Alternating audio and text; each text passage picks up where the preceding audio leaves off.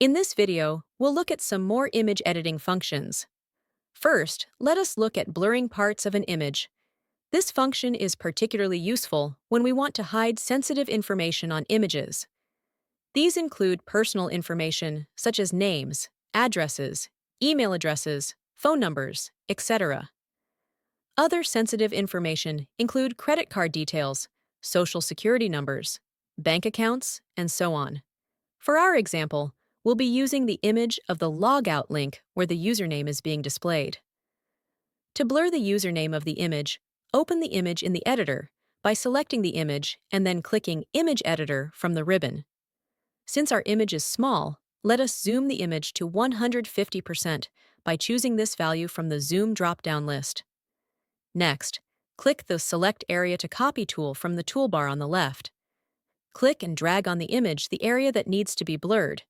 In our case, the username and the area to be blurred is surrounded by a box.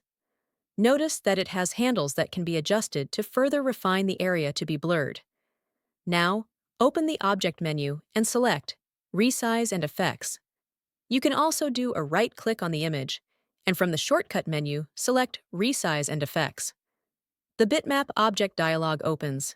Here, click the drop-down list that reads Resize Image, and from the list, select Blur. As you can see, the image is already a bit out of focus. To increase the blur, all we need to do is tweak the values in the matrix boxes.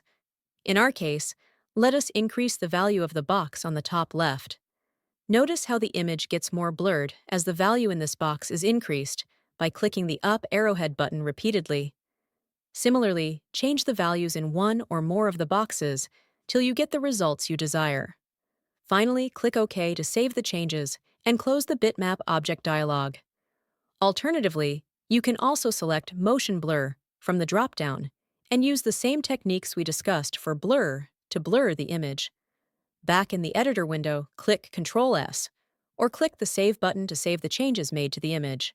Next, let's add a simple border to our image. This is particularly useful when there is a lot of white space in the background of an image.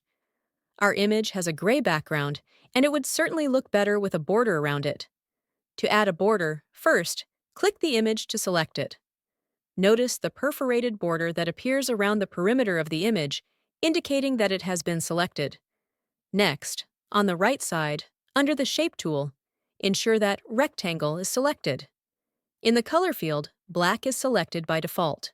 Now, enter a value in the Width box, or click the arrowheads of the spin boxes to increment the value inside it.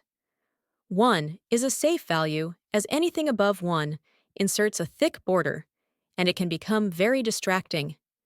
As you change the value, you can watch the border of the original image change in the preview. Finally, click Save and close the editor. You are taken back to your topic. Here you may not find the border around the image. Simply refresh the page by visiting another topic, and when you get back to your topic, you will notice the border added to the image.